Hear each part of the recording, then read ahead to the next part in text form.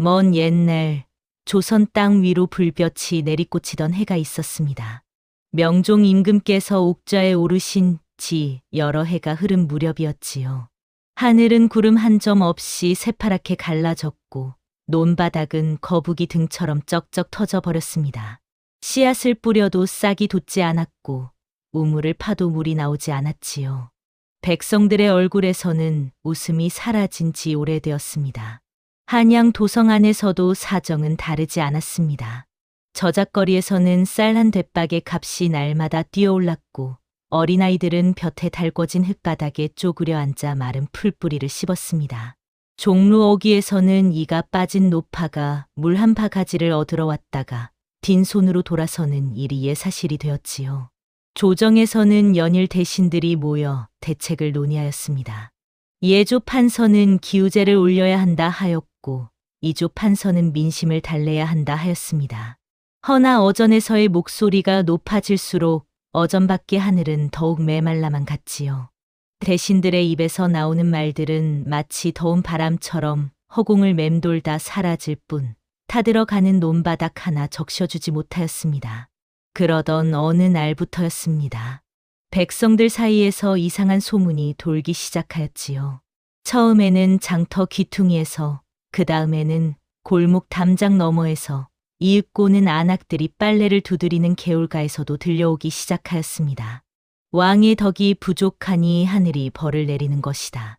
처음 이 말이 퍼졌을 때 관아에서는 즉각 입단 속에 나섰습니다. 헌데 묘한 일이었습니다. 말을 틀어막을수록 소문은 더 빠르게 번져나갔지요.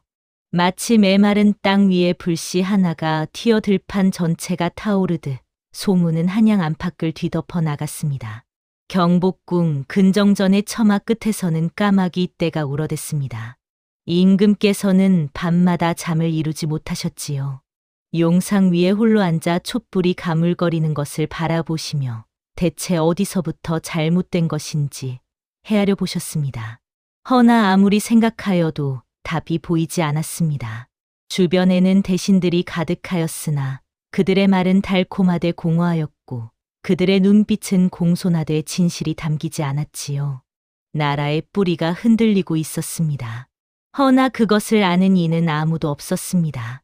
아니, 정확히 말하자면 그것을 눈으로 볼 수 있는 이가 없었지요. 보이는 것은 메마른 하늘과 갈라진 땅뿐이었으나 보이지 않는 곳에서는 훨씬 더 깊고 어두운 균열이 자라고 있었습니다.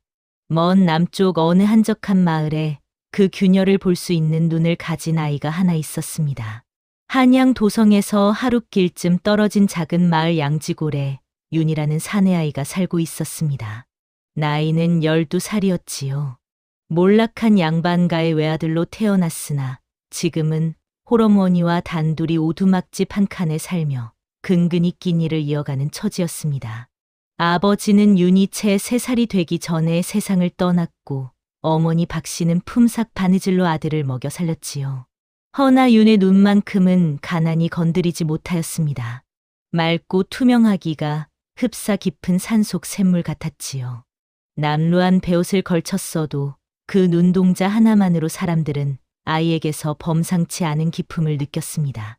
마을 어른들은 윤을 볼 때마다 혀를 찼지요. 저 아이 눈을 보게나. 영락없이 하늘이 내린 눈이야. 허나 윤의 기이함은 눈빛만이 아니었습니다. 윤은 사람의 눈을 보면 그 속마음을 읽을 수 있었습니다. 정확히는 눈에서 흘러나오는 빛깔 같은 것을 볼 수 있었지요. 욕심이 많은 사람의 눈에서는 탁하고 끈적한 기운이 피어올랐고 두려움을 감추는 사람의 눈에서는 가느다란 떨림이 느껴졌습니다. 진심으로 슬픈 사람의 눈은 겨울 하늘처럼 창백하게 바랬고 누군가를 사랑하는 사람의 눈은 봄볕처럼 따사로운 빛을 품었지요. 윤은 이 능력을 타고난 것이 어려서부터 당연한 줄만 알았습니다. 모든 사람이 다 이렇게 보이는 줄 알았지요. 허나 10살이 되던 해에 어머니 박씨에게 어머니, 저 아저씨 눈에서 검붉은 안개가 나오는데요.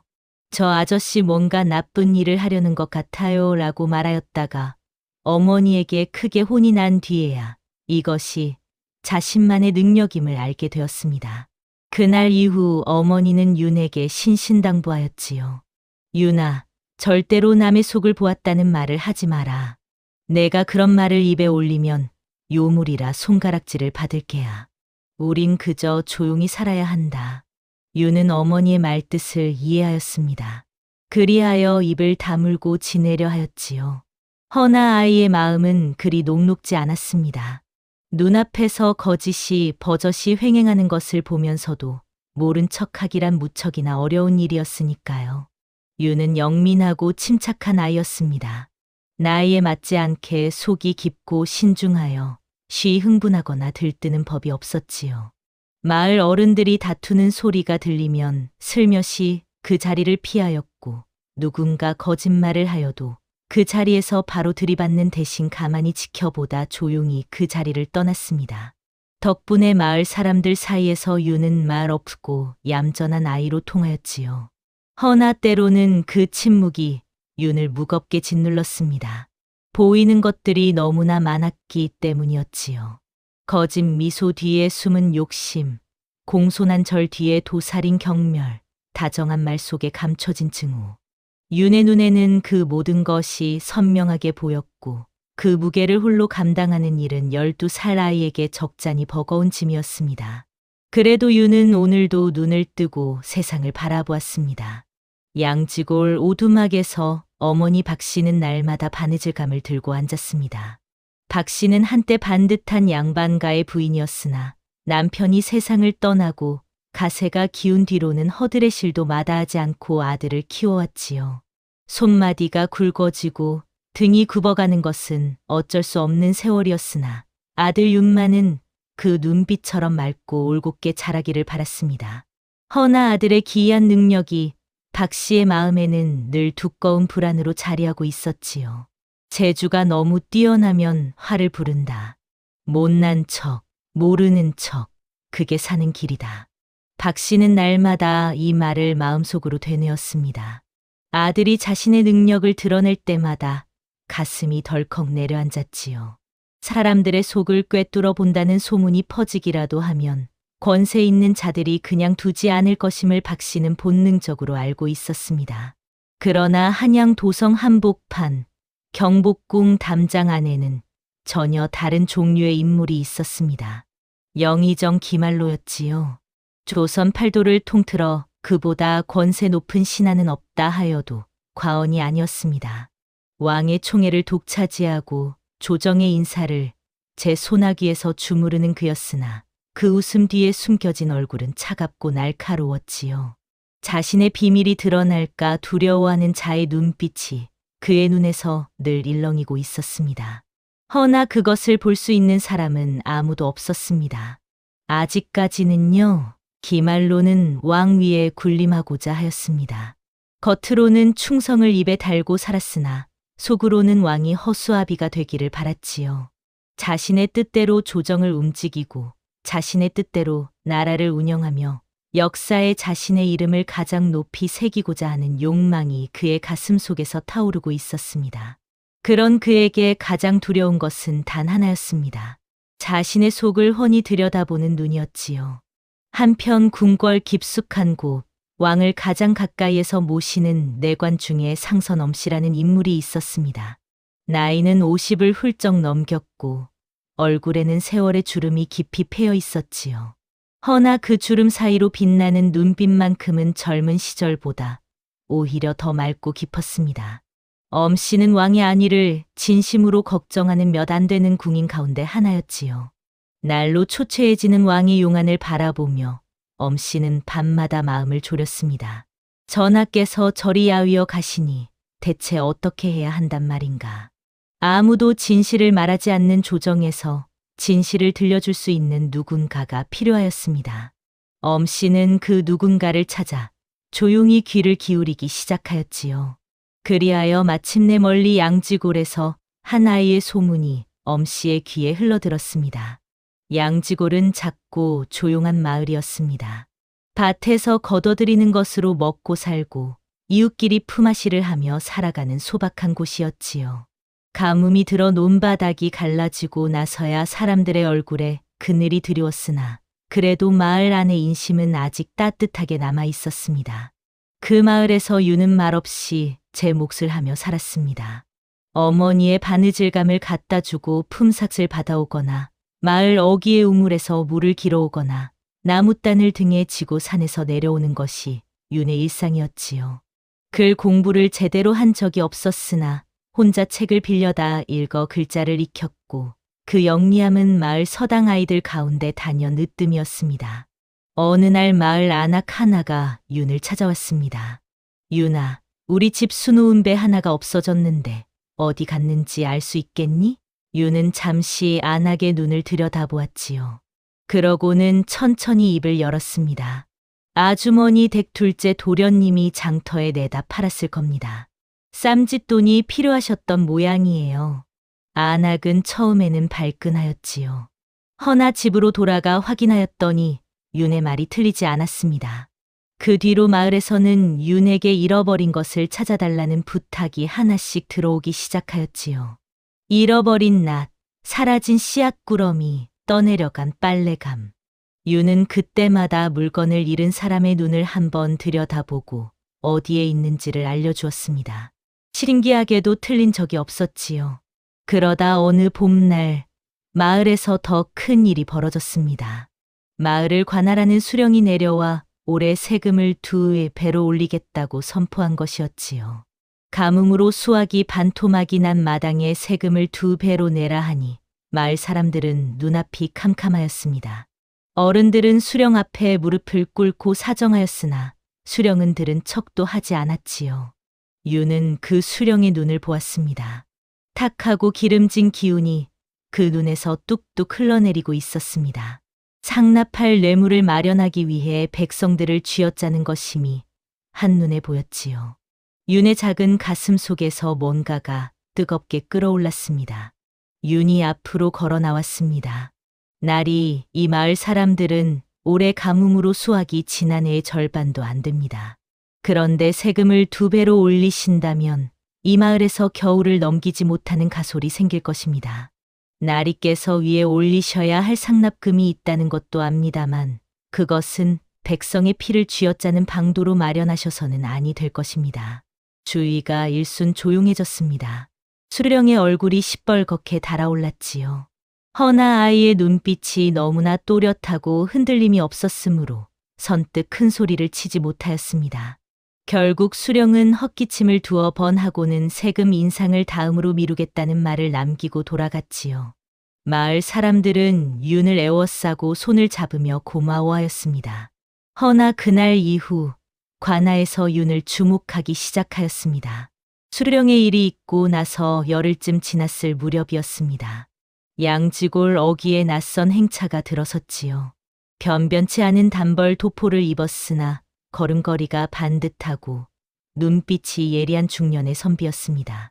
아무 표시도 없는 초라한 행색이었으나 그를 수행하는 하인의 허리춤에 궁궐에서만 쓰는 패가 살짝 보였지요. 그 선비가 내관 상선 엄씨였습니다. 변복을 하고 직접 내려온 것이었지요. 엄씨는 마을 어귀에서 윤을 찾았습니다. 윤은 마침 나무단을 지고 막산에서 내려오는 참이었지요. 엄씨는 윤 앞에 서서 아무 말 없이 아이의 눈을 들여다보았습니다. 윤도 엄씨의 눈을 보았습니다. 거기에는 욕심도 없었고 해코지하려는 기색도 없었지요. 다만 깊고 무거운 걱정과 그 걱정의 밑바닥에서 조용히 타오르는 진심이 있었습니다. 윤은 그 눈빛이 진짜임을 알았지요. 어르신, 궁궐에서 오셨군요. 엄씨는 눈을 살짝 크게 떴습니다. 그러고는 낮고 조용한 목소리로 물었지요. 내가 윤이냐? 그러합니다. 궁궐의 커다란 구렁이가 왕좌를 휘감고 있다 하였다는 말을 들었다. 그것이 무슨 뜻이냐? 윤은 잠시 말이 없었습니다. 그것은 얼마 전 엄씨의 수하가 마을에 왔을 때 윤이 아무도 듣지 못하게 중얼거린 말이었지요. 그 말이 이미 궁예까지 전해졌다는 것은 이 어른이 정말로 자신의 말을 진지하게 받아들이고 있다는 뜻이었습니다. 저도 잘 모릅니다. 허나 어르신 눈에서 익힌 것이 그러하였습니다. 궁궐 안에 왕좌를 탐내는 자가 있다는 것을요. 엄씨는 오래도록 윤을 바라보았습니다. 그러고는 천천히 고개를 끄덕이며 말하였지요. 전하께서 너를 보고자 하신다. 어머니 박씨는 이 소식을 듣고 밤새 윤의 손을 잡고 말렸습니다. 안 된다, 윤아. 내가 거기 들어가면 살아 돌아오지 못할 수도 있다. 권세 있는 자들이 내 눈을 두려워하면 어떤 짓을 할지 모른다. 박씨의 눈에는 눈물이 고였지요. 윤은 어머니의 그 눈을 오래도록 바라보았습니다. 두려움, 그리고 그보다 더 깊은 사랑이 그 눈에 담겨 있었지요. 허나 윤은 엄씨의 눈에서 본 것을 잊을 수 없었습니다. 임금이 잠을 이루지 못한다는 것, 아무도 진실을 말해주지 않는다는 것, 그 고독이 얼마나 깊고 서늘한지를. 어미 잃은 짐승처럼 홀로 서 있는 왕의 외로움이 엄씨의 눈에 고스란히 담겨 있었지요. 어머니, 저는 가야겠습니다. 윤이 조용하지만 단호하게 말하였습니다. 전하께서 슬프십니다. 그 슬픔이 보이는데 제가 모른 척 돌아서면 저는 평생 그 눈을 잊지 못할 것입니다. 박씨는 아들을 끌어안고 오래도록 울었습니다. 그러고는 밤새 정갈한 흰 도포 하나를 꿰매어 이른 아침 아들 앞에 내밀었지요. 아무 말도 하지 않았으나 그 눈빛에는 모든 말이 담겨 있었습니다. 부디 살아 돌아오라는 기도였습니다. 이른 아침 이슬이 채 마르기 전에 윤은 길을 떠났습니다. 어머니 박씨가 차려준 흰 도포를 입고 작은 보찜 하나를 등에 맨 채였지요. 마을 어귀까지 배웅 나온 어머니는 아들의 뒷모습이 길 모퉁이를 돌아 사라질 때까지 그 자리에 서 있었습니다. 눈물을 삼키며 서 있는 어머니의 모습을 윤은 자꾸만 뒤돌아보며 걸었지요. 한양까지의 길은 멀고 뜨거웠습니다. 볕이 쨍쨍 내리쬐는 길 위에서 윤은 엄씨를 따라 묵묵히 걸었지요. 도성으로 가까워질수록 길가의 풍경은 달라졌습니다. 굶주린 백성들이 길바닥에 쓰러져 있었고 물을 달라 손을 뻗는 아이들의 눈빛이 윤의 가슴을 찌르듯 파고들었습니다. 윤은 그 눈빛들을 모두 읽었습니다. 절망, 체념, 그리고 그 밑바닥에서 아직 꺼지지 않은 희망의 작은 불씨. 그 불씨가 꺼지기 전에 무언가가 달라져야 한다는 것을 윤은 뼛속 깊이 느꼈습니다. 경복궁 앞에 다다랐을 때 윤은 잠시 걸음을 멈추었습니다. 거대한 광화문이 하늘을 가릴 듯 우뚝 서 있었지요. 그 웅장함 앞에서 윤의 심장이 한번 크게 뛰었습니다. 두려움이었습니다. 아니, 두려움과 경이로움이 뒤섞인 감정이었지요. 엄씨가 윤의 어깨 곁에서 조용히 말하였습니다.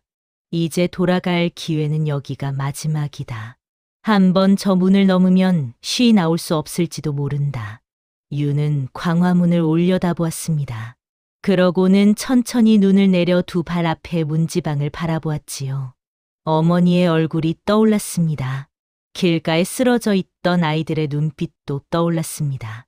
그리고 아직 본 적 없는 왕의 눈빛이 어째서인지 눈앞에 선하였습니다. 윤은 앞으로 걸어 들어갔습니다. 광화문 안으로 들어서자 별천지가 펼쳐졌지요. 넓디 넓은 돌바닥, 좌우로 늘어선 수문장들, 하늘을 찌를 듯한 정각의 처마들. 그 모든 것이 윤에게는 낯설고 압도적이었으나 윤은 흔들리지 않고 걸었습니다. 근정전을 향해 나아가는 동안 수많은 대신과 내관의 눈길이 윤에게 꽂혔습니다. 저 아이가 신동이라는 아이인가? 꼴이 남루하기 짝이 없구먼. 전하께서 대체 무슨 생각으로 저런 것을 불러들이셨는지.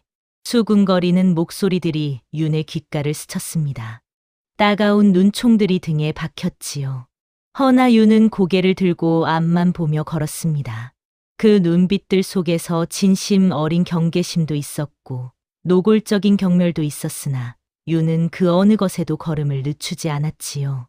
마침내 왕의 집무실인 사정전 앞에 이르렀을 때 엄씨는 윤의 앞에 무릎을 꿇고 나지막하게 말하였습니다. 전하를 뵐 때는 눈을 함부로 마주치지 마라. 그것이 예법이다. 윤은 고개를 끄덕였습니다. 허나 그 눈빛에는 이미 흔들림이 없었지요. 무슨 일이 있어도 진실만을 말하겠다는 결심이 그 맑은 눈동자 안에서 조용히 타오르고 있었습니다. 사정전 안은 서늘하고 고요하였습니다. 여름의 떼약볕이 대궐 바깥을 달구고 있었으나 두터운 기와와 깊은 처마가 햇살을 막아주는 덕에 안은 묘한 냉기가 감돌았지요. 촛대 위에 불꽃 하나가 미세하게 흔들리고 있었습니다. 용상 위에 임금이 앉아 있었습니다. 명종이었지요. 나이는 40이 채 안 되었으나 얼굴에는 그보다 훨씬 많은 세월이 새겨져 있었습니다. 두 눈 아래로 짙은 그림자가 드리워져 있었고 광대뼈가 도드라지도록 야위어 있었지요. 허나 그 눈빛만큼은 아직 꺼지지 않은 불씨처럼 강렬하게 살아 있었습니다. 임금은 무릎을 꿇고 엎드린 윤을 아래로 내려다보았습니다. 고개를 들라 낮고 단호한 목소리였습니다. 윤이 천천히 고개를 들었지요. 그 순간 윤의 눈이 왕의 눈과 마주쳤습니다. 윤은 속으로 숨을 멈추었습니다. 왕의 눈빛은 복잡하였지요. 겉으로는 의심과 경계가 차갑게 깔려 있었으나 그 안쪽 깊은 곳에는 윤이 한 번도 본 적 없는 종류의 빛이 있었습니다. 마치 땅 깊은 곳에서 오래도록 잠겨 있던 샘물처럼 오랫동안 누군가에게 말하지 못한 슬픔이 고여 있었지요.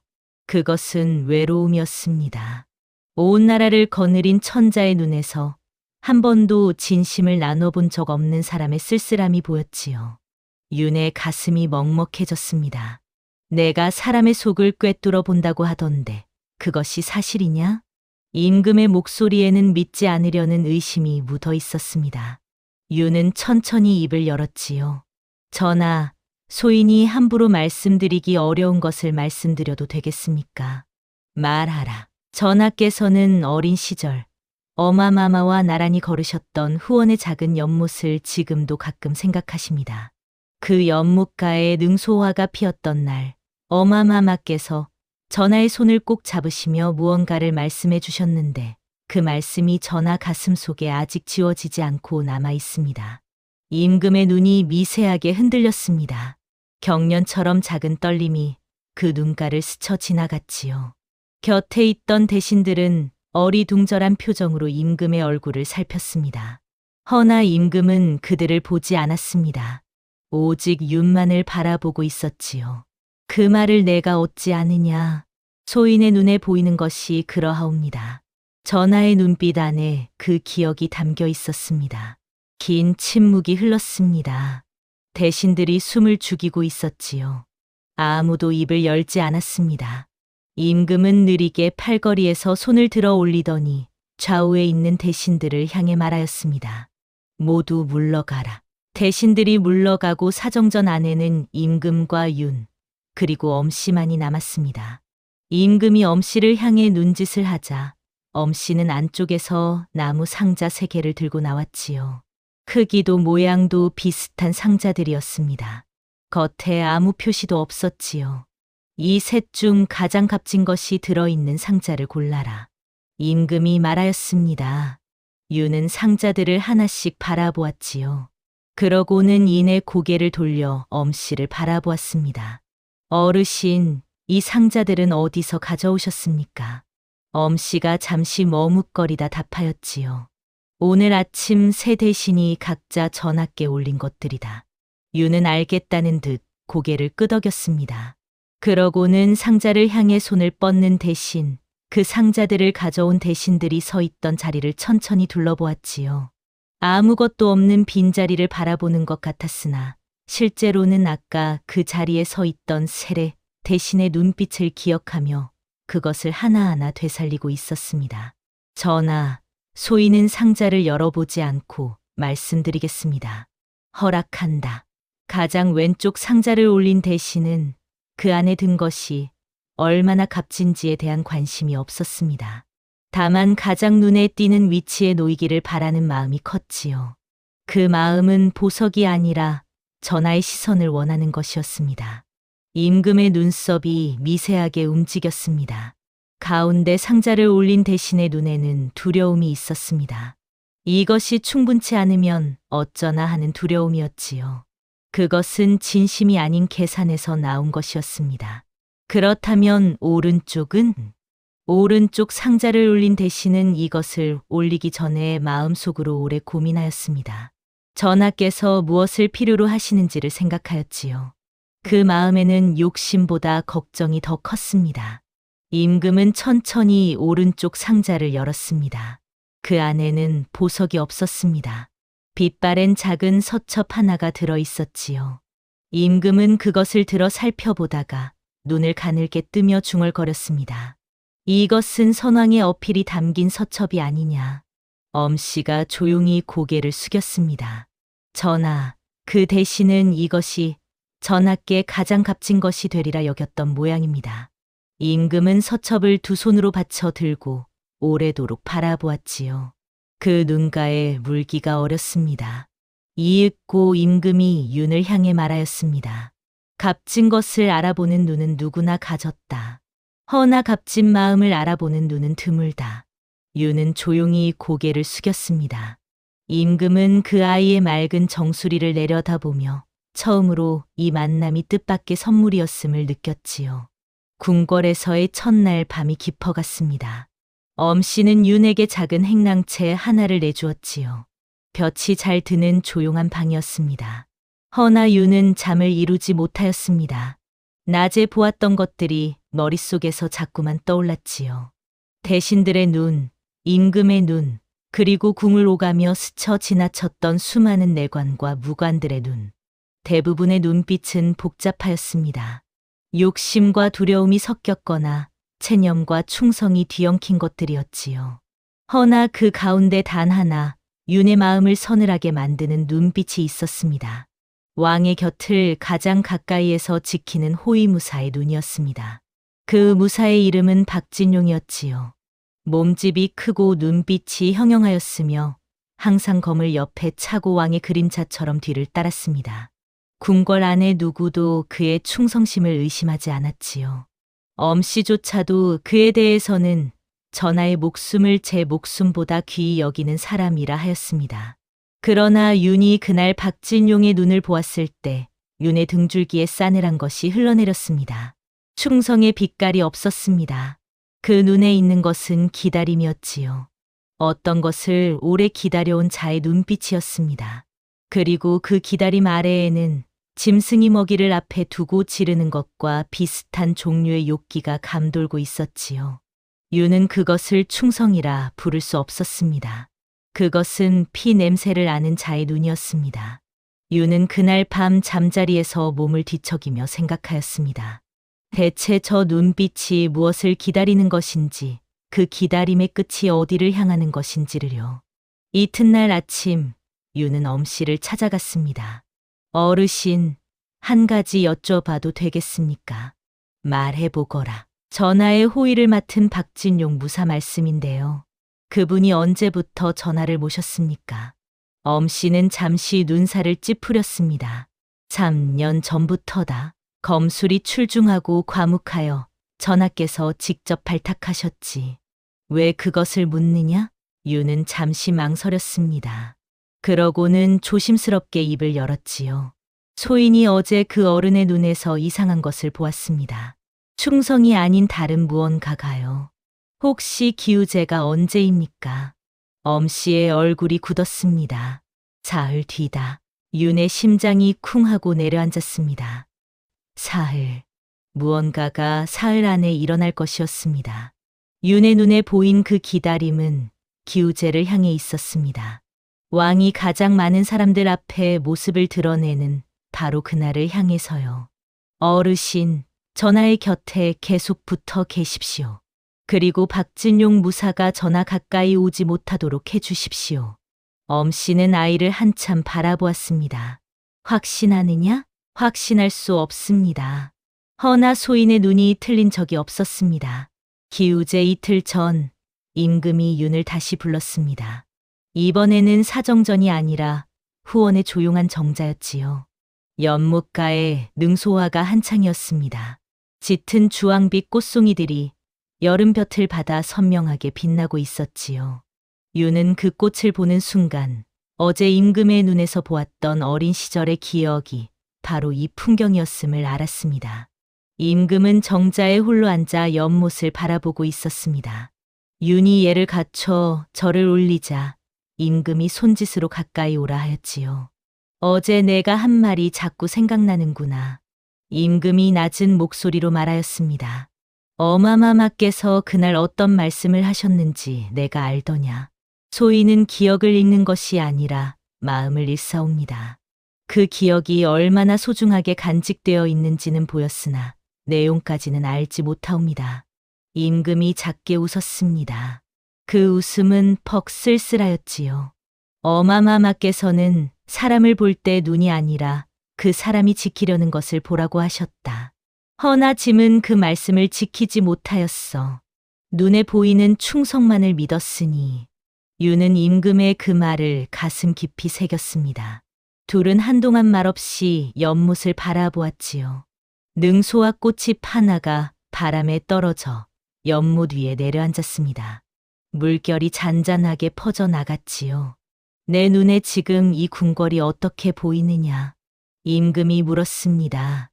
유는 솔직하게 답하였습니다.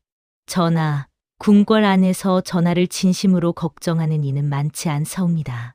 대부분은 전하의 눈에 들기 위해 혹은 전하의 눈을 피하기 위해 움직이고 있지요. 전하를 위해서가 아니라 자신을 위해서 전하 곁에 있는 것이옵니다. 임금의 눈빛이 흔들렸습니다. 그렇다면 진심인 자가 있기는 하냐? 있사옵니다. 상선 엄씨 어르신이 그러하십니다. 그 어르신의 눈에서는 거짓이 보인 적이 없습니다. 임금은 고개를 끄덕였지요. 오직 너만이 짐에게 진실을 말하는구나. 그 말 한마디에 윤의 눈가가 따끔거렸습니다. 12살 느끼기에는 너무 무거운 신뢰였지요. 허나 그 무게가 윤을 짓누르는 것이 아니라 오히려 등을 곧게 세워주는 것 같았습니다. 전하, 소인이 하나 더 여쭤도 되겠습니까? 말하라. 기우제 당일에 전하의 곁에는 반드시 어르신 엄씨만 두십시오. 그리고 호위무사 박진용을 행사에서 멀리하여 주십시오. 임금의 눈빛이 날카롭게 좁아졌습니다. 이유를 말하라. 소인이 그 무사의 눈에서 좋지 않은 것을 보았사옵니다. 확신할 수 없으나 그날 무언가가 일어날 것 같다는 느낌을 지울 수 없습니다. 임금은 오래도록 윤의 눈을 들여다보았습니다. 그 맑고 흔들림 없는 눈 속에 거짓이 없었습니다. 기우제 하루 전날 밤이었습니다. 윤이 행랑채에서 잠을 청하려는데 문 밖에서 발소리가 났습니다. 조심스럽고 가벼운 발소리였지요. 보통의 경우라면 그냥 지나쳐 갈 발소리였으나 그것이 자신의 방 앞에서 멈추는 것을 윤은 느꼈습니다. 윤이 몸을 일으키는 순간 문이 거칠게 열렸습니다. 횃불을 든 포졸들이 우르르 들이닥쳤지요. 그 뒤로 비단 관복을 입은 관원이 들어서며 차갑게 말하였습니다. 요망한 술수를 써서 전하의 마음을 현혹한 죄로 포박하라. 윤이 저항할 틈도 없었습니다. 포졸들이 달려들어 두 팔을 꺾어 묶었지요. 윤은 질질 끌리듯 마당으로 나왔습니다. 그 관원의 눈을 보는 순간 윤은 누구의 명령인지를 알 수 있었지요. 두려움이 아닌 명령을 받은 자의 눈빛이었습니다. 검고 무거운 명령이었지요. 영의정 기말로였습니다. 윤은 의금부 감옥에 끌려갔습니다. 차갑고 습한 돌바닥 위에 던져지듯 놓였지요. 작은 창으로 달빛 한 줄기가 비쳐들었습니다. 윤은 묶인 손목을 내려다보며 천천히 숨을 고르었지요. 한편 엄씨는 뒤늦게 이 사실을 알고 달려갔으나 이미 늦었습니다. 영의정의 수하들이 엄씨를 가로막았지요. 엄씨가 전하께 아뢰려 하였으나 그것도 막혔습니다. 결국 엄씨 또한 잠시 연금 상태에 놓이고 말았지요. 연금 직전 엄씨는 모진 신문을 받았습니다. 왜 요물을 궁으로 들였느냐는 것이었지요. 엄씨는 입을 다물었습니다. 감옥에서 유는 생각하였습니다. 기우제가 내일이었습니다. 그리고 박진용의 눈에서 본 그 기다림은 내일을 향해 있었지요. 임금은 지금 이 사실을 모르고 있을 것이었습니다. 아니, 알려줄 수가 없는 상황이었지요. 유는 천천히 주위를 둘러보았습니다. 감옥 밖에서 간수가 졸고 있었지요. 윤은 창살 너머로 간수의 눈꺼풀을 바라보았습니다. 자는 사람의 눈에서는 평소와 다른 것들이 보였지요. 잠결에 무언가를 걱정하고 있는 사람의 눈은 미세하게 경련하였습니다. 간수의 눈꺼풀이 가늘게 떨리고 있었습니다. 윤이 조용히 불렀습니다. 어르신. 간수가 눈을 떴습니다. 시큰둥하게 윤을 바라보았지요. 어르신의 따님이 아프십니까? 간수의 눈이 번쩍 열렸습니다. 어찌 그것을 아느냐? 눈에 보입니다. 열이 높은 것 같은데 오른쪽 목 아래가 부어오른 것은 아닌가요? 간수가 자리에서 벌떡 일어섰습니다. 얼굴이 하얗게 질린 채로 창살 가까이 다가왔지요. 그게 무슨 말이냐?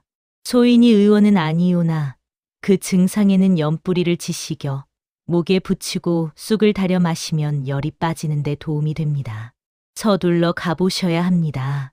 간수는 긴 침묵 끝에 창살문을 열었습니다. 감옥을 빠져나온 윤은 어두운 골목길을 따라 궁 쪽으로 내달렸습니다. 밤 기운이 서늘하였지요. 달이 구름에 가려졌다 나타났다 하며 길을 흐릿하게 비추었습니다. 윤은 숨을 몰아쉬며 달렸지요. 경복궁 담장 너머로 어떻게 들어가야 할지 생각하면서요. 그때였습니다. 골목 어귀에서 그림자 두 개가 났고 빠른 목소리로 나누는 대화가 들려왔지요. 윤은 담벼락에 몸을 붙이고 숨을 죽였습니다. 제단 아래에 모두 묻어두었느냐? 예, 어제 밤사이에 다 했습니다. 화약은 충분하고 부적도 10장 이상 깔았습니다. 심지에 불을 붙이기만 하면 됩니다. 기우제 행사가 절정에 오를 때 박진용이 신호를 보낼 것이다. 그 즉시 제단 뒤쪽 수로 입구에서 심지에 불을 붙여라.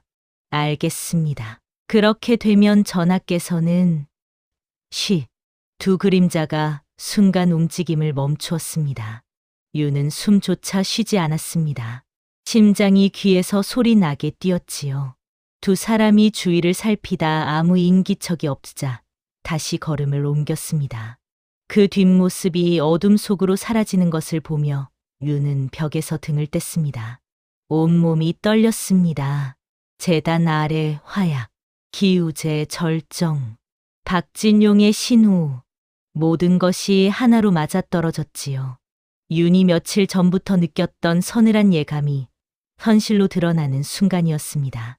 폭발이 일어나면 임금만이 아닙니다. 기우제에 모여든 수많은 백성과 신하들이 모두 화를 입을 것이었지요. 윤의 발이 저절로 궁 쪽을 향하였습니다. 돌아가야 할 이유가 사라졌습니다. 이제는 어떻게든 제단으로 가야 하였지요. 윤은 담장 옆 늙은 느티나무를 타고 올라 궁 안으로 뛰어내렸습니다. 착지 않은 순간 발목이 삐끗하였지요. 윤은 입술을 깨물며 통증을 눌렀습니다. 지체할 시간이 없었지요. 절뚝이면서도 그림자를 따라 달렸습니다. 기우제 제단은 경복궁 남쪽 넓은 마당에 설치되어 있었습니다.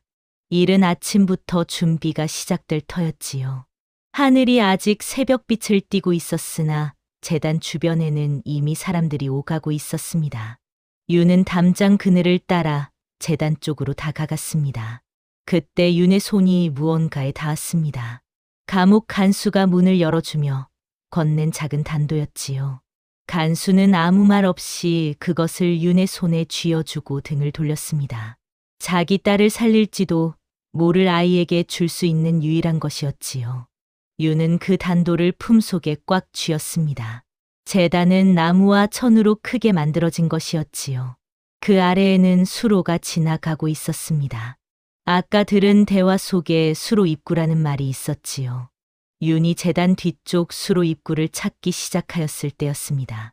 갑자기 등 뒤에서 손이 날아들어 목덜미를 잡았지요. 내 이놈, 감옥에서 도망쳤느냐? 포졸이었습니다. 2명이 뒤에서 달려든 것이었지요. 윤은 몸부림쳤으나 당해낼 수가 없었습니다. 놓아주십시오. 제단 아래에 화약이 있습니다. 전하께서 위험합니다. 포졸들이 비웃었습니다. 이 아이가 겁을 먹어 헛소리를 하는구만. 윤은 포졸들에게 끌리면서도 외치기를 멈추지 않았습니다. 허나 새벽 공기를 가르는 아이의 목소리는 제단 너머까지 닿지 못하였지요. 두려움이 밀려왔습니다. 허나 그 두려움 안에서 유는 이상하게도 한 가지 사실을 분명히 알 수 있었습니다. 자신이 왜 이 눈을 가지고 태어났는지를요. 남의 거짓을 꿰뚫기 위해서가 아니었습니다. 상처받은 마음을 알아보기 위해서였습니다. 그리고 그 상처를 모른 척하지 않기 위해서였지요. 놓아주십시오. 윤이 마지막 힘을 다해 몸을 틀었습니다. 해가 솟아오르고 기우제가 시작되었습니다. 근정전 앞 넓은 마당에 제단이 세워지고 조정 대신들이 좌우로 늘어섰습니다. 임금이 제복을 갖춰 입고 나오자 나팔 소리가 울려 퍼졌지요. 수백 명의 신하와 내관들이 일제히 머리를 조아렸습니다. 허나 임금의 얼굴에는 빛이 없었습니다. 전날 밤 윤이 잡혀갔다는 소식을 뒤늦게 들었으나 영의정이 이미 그것을 정당한 조치라 아뢰었고 임금이 이의를 제기하려 하자 대신들이 일제히 나서 막았지요. 임금은 혼자였습니다. 늘 그랬듯이요. 제단 앞에 서서 하늘을 올려다보는 임금의 눈에는 무언가를 잃어가는 자의 쓸쓸함이 고여 있었습니다. 그때 행사장 한쪽 귀퉁이에서 소란이 벌어졌습니다. 포졸들에게 붙들린 아이 하나가 고래고래 소리를 지르며 끌려오고 있었지요. 윤이었습니다. 얼굴에 흙이 묻고 옷이 찢어진 채였으나 그 눈빛만은 여전히 맑고 단호하였습니다. 임금이 행렬을 멈추고 그 광경을 바라보았습니다. 그 순간 영의정 기말로가 앞으로 나섰지요. 전하, 저 아이는 요망한 술수로 전하의 총명을 흐리려 한 죄인이옵니다. 저 자의 말은 귀를 기울이지 마십시오. 임금의 눈이 기말로를 향하였습니다. 그런데 바로 그때였지요. 행사장 뒤쪽에서 갑자기 한 인물이 무리를 헤치고 나타났습니다. 비단 도포를 입은 중년의 남자였지요. 그 사람이 나타나자 기말로의 눈에서 순간 날카로운 무언가가 번쩍이며 사라졌습니다. 왕의 숙부인 덕양군이었지요. 덕양군은 온화한 미소를 지으며 임금 앞에 나아가 무릎을 꿇었습니다. 전하, 이 어리석은 숙부가 전하의 근심을 덜어드리고자 나섰나이다. 윤은 그 자리에서 덕양군의 눈을 보았습니다. 그리고 윤의 몸이 굳어버렸습니다. 기말로의 눈에 있던 것, 박진용의 눈에 있던 것, 그리고 지금 덕양군의 눈에 있는 것이 하나로 이어졌지요. 이 모든 것의 중심에 있는 사람이 덕양군이었습니다. 왕의 후사가 없음을 이용하여 스스로 왕이 되려 하는 야망이 덕양군의 눈에서 뜨겁고 검게 타오르고 있었지요. 기말로는 그 야망의 하수인이었고 박진용은 그 야망의 칼이었습니다. 윤은 포졸의 손을 뿌리치고 외쳤습니다. 전하, 지금 전하 앞에 있는 자가 이 역모의 뿌리입니다. 순식간에 행사장이 얼어붙었습니다. 수백 명의 신하와 내관들이 일제히 윤을 바라보았지요. 덕양군의 눈이 가늘어졌습니다. 그 온화하던 미소가 순식간에 차갑게 굳어졌지요. 저 아이가 감히 종친을 역모자로 모느냐? 영의정, 어서 저 요물을 끌어내라. 기말로가 손을 들어 병사들에게 신호하였습니다. 10명 가까운 병사들이 윤을 향해 달려들었지요. 윤은 이리저리 몸을 피하며 소리쳤습니다. 전하, 제단 아래에 화약이 묻혀 있습니다. 박진용이 신호를 보내면 심지에 불이 붙습니다. 지금 당장 제단에서 멀리 피하십시오. 임금의 눈이 흔들렸습니다. 허나 좌우의 대신들이 일제히 나서 임금의 앞을 가로막았지요. 전하, 저 아이의 말에 귀를 기울이시면 아니 되옵니다. 저것은 기우제를 방해하여 조정을 혼란에 빠뜨리려는 흉계입니다. 그렇습니다. 저 아이는 요물이옵니다. 사방에서 목소리들이 쏟아졌습니다. 임금은 그 목소리들 사이에서 홀로 서 있었지요. 믿어야 할 것과 믿지 말아야 할 것이 뒤엉켜 임금의 눈이 혼란스럽게 흔들렸습니다.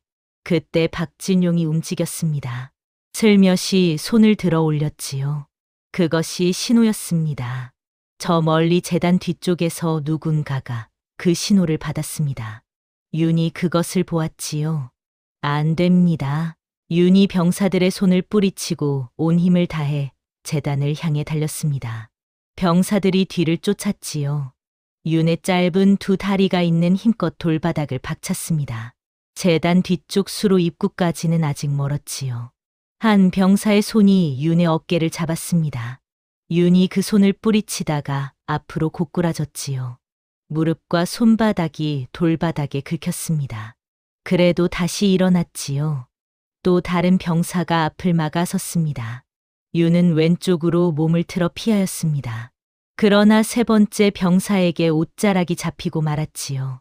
이번에는 빠져나갈 수 없었습니다. 병사가 윤의 두 팔을 꽉 틀어 잡았지요. 수로 입구까지는 아직 20걸음이 남아 있었습니다. 그리고 그 입구에서 불꽃이 심지에 닿으려 하고 있었지요. 바로 그때였습니다. 덕양군이 두 손을 번쩍 들며 앞으로 나섰지요. 멈추어라. 주위가 일순 조용해졌습니다. 덕양군이 근엄한 목소리로 말하였지요. 저 아이의 말이 사실인지 아닌지 제단 아래를 직접 확인하면 될 것 아니냐. 이 자리에서 사실이 밝혀지면 영모를 꾸민 자가 누구인지도 분명해질 것이다. 주위의 대신들이 술렁거렸습니다. 덕양군 대감께서 친히 아이를 감싸시니 참으로 너그러우십니다. 역시 왕족의 기계가 다르십니다.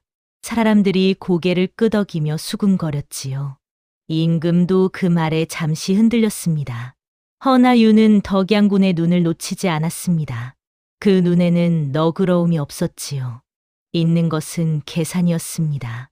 화약이 묻혀 있지 않다고 드러나면 아이는 요물로 처형될 것이고 실제로 묻혀 있더라도 자신은 그것을 오히려 기말로에게 뒤집어 씌울 작정이었지요. 어느 쪽이든 자신은 빠져나갈 준비가 되어 있었습니다. 윤이 덕양군을 똑바로 바라보며 입을 열었습니다. 대감, 제단을 확인하는 것은 좋습니다. 허나 지금 이 순간에도 수로 입구에서 누군가가 심지에 불을 붙이려 하고 있습니다. 나중에 확인할 시간이 없습니다. 덕양군의 눈가가 미세하게 경련하였지요. 윤이 병사들에게 잡힌 채 고개를 돌려 임금을 바라보았습니다. 임금과 윤의 눈이 마주쳤습니다. 그 짧은 순간에 윤은 모든 것을 담아 전달하려 하였습니다. 말보다 먼저 눈빛이 닿았지요. 두려움 없이, 꾸밈 없이, 오직 진심만을 담은 눈빛이었습니다. 임금의 눈에서 무언가가 일렁였습니다. 어마마마의 말씀이 떠오른 것이었지요. 사람을 볼 때 눈이 아니라 그 사람이 지키려는 것을 보라는 말씀이요. 이 아이가 지키려는 것은 무엇인가? 자신의 목숨인가? 아니면 다른 무언가인가? 임금은 천천히 시선을 주위로 돌렸습니다. 대신들의 눈을 하나씩 보았지요. 두려움을 감추고 있는 눈, 임금의 결정을 기다리는 눈, 그리고 덕양군의 눈. 그 눈들 중에서 오직 한 아이의 눈만이 달랐습니다. 모두 물러서라. 임금이 말하였습니다. 좌우의 대신들이 흠칫하였지요. 전하, 아직 기우제가 물러서라 하였다. 임금이 다시 한번 말하였습니다. 그 목소리에는 평소와 다른 무게가 실려 있었지요. 대신들이 어쩔 수 없이 한 발씩 물러났습니다. 임금이 천천히 계단을 내려와 윤에게로 걸어왔습니다. 병사들이 당황하였지요. 임금이 직접 죄인에게 다가오는 것은 전례 없는 일이었습니다. 병사들이 무의식적으로 윤을 잡은 손을 풀었지요. 윤이 풀린 팔을 들어 제단 뒤쪽을 가리켰습니다. 전하, 저기입니다. 임금이 윤의 손가락이 향하는 곳을 바라보았습니다. 그 순간이었지요. 이놈을 잡아라. 덕양군이 소리쳤습니다. 그 목소리에서 온화함은 사라지고 없었습니다.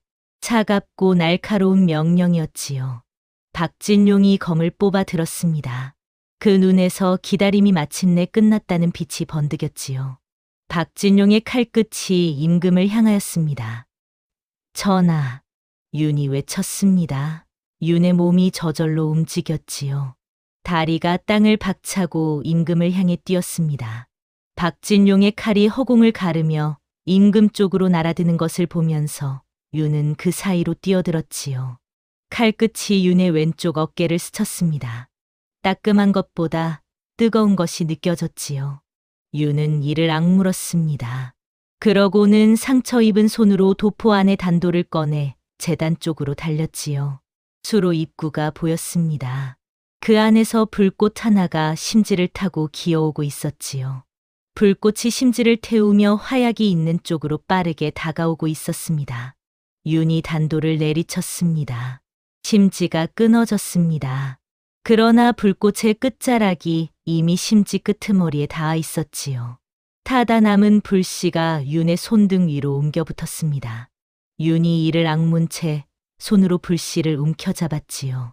손바닥이 타들어갔습니다. 윤은 눈을 감지 않았습니다. 행사장 전체가 숨을 멈춘 것 같은 적막이 흘렀습니다. 그 침묵 속에서 윤은 불씨가 꺼지는 것을 느꼈지요. 손 안에서 타오르던 것이 사위어 들었습니다. 윤이 손을 펼쳤습니다. 검게 그을린 손바닥 위에 심지의 재가 흩어졌지요. 그 순간이었습니다. 마른 하늘에서 천둥이 쳤습니다. 한 번, 두 번. 그러고는 세상이 하얗게 번쩍이는가 싶더니 굵은 빗방울이 하나씩 내려오기 시작하였지요. 처음에는 한 방울, 두 방울이더니 이내 장대비가 쏟아졌습니다. 하늘이 내려앉은 듯 퍼붓는 비에 제단은 순식간에 젖어들었습니다. 화약은 빗물에 잠겼고 대신들의 관복이 흠뻑 젖었지요. 아무도 움직이지 않았습니다. 모든 사람이 하늘을 올려다보았지요. 오래도록 메말랐던 하늘에서 드디어 비가 내리고 있었습니다. 임금이 고개를 들어 빗속을 바라보았습니다. 빗물이 용안을 적시며 흘러내렸지요. 그 눈 안에서 오래도록 갇혀있던 무언가가 녹아 흘러내리는 것 같았습니다. 임금은 천천히 윤 쪽을 바라보았습니다. 윤은 빗속에 홀로 서 있었지요. 어깨에서 피가 흘렀고 손이 타들어 있었습니다. 허나 그 눈은 여전히 맑았습니다. 어떤 것도 그 눈빛을 흐리지 못하였지요. 임금이 덕양군을 바라보았습니다. 덕양군의 눈에는 이제 아무것도 감추어지지 않았습니다. 당황, 분노, 그리고 그 아래에서 무너져 내리는 야망이 고스란히 드러나 있었지요. 박진용은 이미 엄씨가 이끄는 금군에게 포박되어 있었습니다. 비가 그치고 나서 진실은 물이 땅을 씻어내듯 하나씩 드러났습니다. 엄씨가 연금에서 풀려났습니다. 그리고 오랫동안 감추어두었던 서신들을 임금 앞에 내놓았지요. 덕양군과 기말로가 주고받은 밀서들이었습니다. 임금의 건강이 나빠지면 후사 없이 붕하실 것이고 그때를 노려 덕양군이 왕위에 오른다는 계획이 그 서신 안에 낱낱이 적혀 있었지요. 가뭄이 지속되는 것도 하늘의 뜻이 아니었습니다. 기말로가 각 지방 관리들에게 압력을 넣어 치수 공사를 막아온 것이었지요. 물길이 막히면 가뭄이 길어지고 가뭄이 길어지면 백성들 사이에서 왕의 덕이 부족하다는 소문이 더 빠르게 번질 것이었으니까요. 민심이 왕에게서 등을 돌리기를 기다린 것이었습니다. 임금의 병세 역시 마찬가지였습니다. 식사에 섞인 작은 독이 있었지요. 한 번에 목숨을 끊을 만한 것은 아니었으나 오래 먹으면 기력이 쇠하고 잠을 이루지 못하게 만드는 것이었습니다. 수라간을 관리하는 상궁이 덕양군의 사람이었지요. 목격자도 나왔습니다. 금군 하나가 제단 아래에 화약을 묻는 것을 보고 두려워 숨어 있던 것이었지요. 그 병사가 빗속에서 떨며 나타나 임금 앞에 무릎을 꿇었습니다. 모든 것이 밝혀지는 동안 윤은 비에 젖은 채 멀찍이 서 있었습니다. 이윽고 임금이 걸어오더니 윤 앞에 섰지요. 그러고는 천천히 윤의 손을 두 손으로 감싸 쥐었습니다. 군주가 신하에게도 함부로 하지 않는 일이었지요. 내가 나라의 갈증을 해소하고 짐의 눈을 뜨게 하였구나. 임금이 낮은 목소리로 말하였습니다. 윤이 고개를 들었습니다. 임금의 눈을 바라보았지요. 거기에는 이제 외로움만이 아닌 다른 것이 있었습니다. 오랜 가뭄 끝에 비를 맞은 땅처럼 무언가가 촉촉이 풀려나고 있었습니다. 소인이 한 것은 아무것도 없사옵니다. 소인은 그저 보이는 것을 말하였을 뿐입니다. 진실을 말하는 것이 아무것도 아닌 줄 아느냐. 임금이 윤의 손을 놓으며 말하였지요. 이 세상에서 가장 어려운 일이 진실을 말하는 것이다. 그리고 가장 외로운 일도 진실을 말하는 것이지. 유는 그 말을 가슴 깊은 곳에 새겼습니다. 저 멀리 기우제에 모였다. 해산하는 백성들의 얼굴에서 오랜만에 환한 빛이 보였지요. 빛 속에서 손을 들어 하늘을 향하는 사람들, 눈물인지 빗물인지 모를 것을 닦으며 웃는 아이들. 윤의 눈에 그 모든 것이 담겼습니다. 덕양군과 기말로는 영모의 죄로 사사되었습니다. 박진용은 엄형을 받은 뒤 귀양을 떠났고 수라간의 상궁 역시 처벌을 받았지요. 치수를 막아온 관리들은 파직되어 각각 죄에 따른 벌을 받았습니다. 오래 막혔던 물길이 뚫리고 논에 물이 돌기 시작하였지요. 거북이 등처럼 갈라졌던 땅이 비를 머금고 다시 촉촉해졌습니다. 씨앗을 뿌리는 농부들의 손에 힘이 들어갔지요. 조정에서는 윤에게 큰 상을 내리려 하였습니다. 관상감 비공식 고문직을 제안하였지요. 궁에 머물며 임금의 곁에서 사람의 마음을 읽어 조언하는 역할이었습니다. 품계도 없고 녹봉도 변변치 않은 자리였으나 임금이 직접 곁에 두겠다는 뜻이었지요. 윤은 그 제안 앞에서 오래 생각하였습니다. 어머니의 얼굴이 떠올랐지요. 밤새 도포를 꿰매던 어머니의 손이 떠올랐습니다.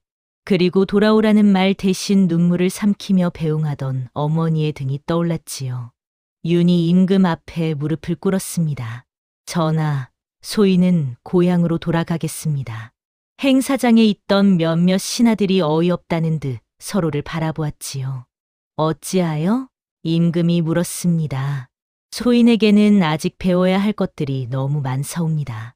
글도 제대로 읽지 못하고 예법도 모르며 세상의 이치도 아직 다 헤아리지 못하였습니다. 소인의 눈은 거짓을 보지만 그 거짓을 바로잡을 힘은 아직 없습니다. 힘이 생겼을 때 다시 전하의 부름을 받을 수 있다면 그때 돌아오겠습니다. 임금은 그 말을 오래 들었습니다. 그러고는 미소를 지었지요. 오랜만에 진심 어린 미소였습니다. 그렇다면 짐이 기다리겠다. 윤의 가족은 신혼이 복권되었습니다. 아버지가 누명을 쓰고 쫓겨난 몰락의 역사가 바로 잡혔지요. 어머니 박 씨는 그 소식을 전해 듣고 그만 주저앉아 울음을 터뜨렸습니다. 윤이 집으로 돌아오던 날 어머니는 살인문 앞에 서서 기다리고 있었지요. 아무 말 없이 아들을 끌어안았습니다. 박 씨의 가슴팍에서 윤은 오랫동안 눈을 감고 있었지요. 어머니의 심장 소리가 빠르게 뛰었다가 조금씩 고요해졌습니다. 그날 저녁 어머니가 차려준 밥상을 마주하며 윤은 생각하였습니다. 임금의 용상보다 이 소박한 밥상이 더 넓고 따뜻하다는 것을요. 비가 그친 뒤 며칠이 지나 양지골에 가을이 일찍 찾아왔습니다. 하늘이 높고 맑았지요. 오래도록 먼지처럼 떠돌던 가뭄의 기색이 말끔히 걷혔고 들녘에는 벼이삭이 고개를 숙이기 시작하였습니다. 윤은 마을 어귀 개울가에 혼자 앉아 물을 바라보았습니다. 잔잔히 흐르는 개울물 위에 하늘이 담겨 있었지요. 그 물에 비친 자신의 얼굴을 보았습니다. 12살 아이의 얼굴이었지요. 남루한 옷이었으나 그 눈만은 여전히 맑고 또렷하였습니다. 며칠 전에 있었던 일들이 꿈처럼 느껴졌습니다. 허나 손등의 화상 자국이 그것이 꿈이 아니었음을 말해주었지요. 그 흉터를 손가락으로 천천히 짚으며 윤은 생각하였습니다. 이 자국은 평생 남을 것이었습니다. 허나 그것이 부끄럽지 않았지요.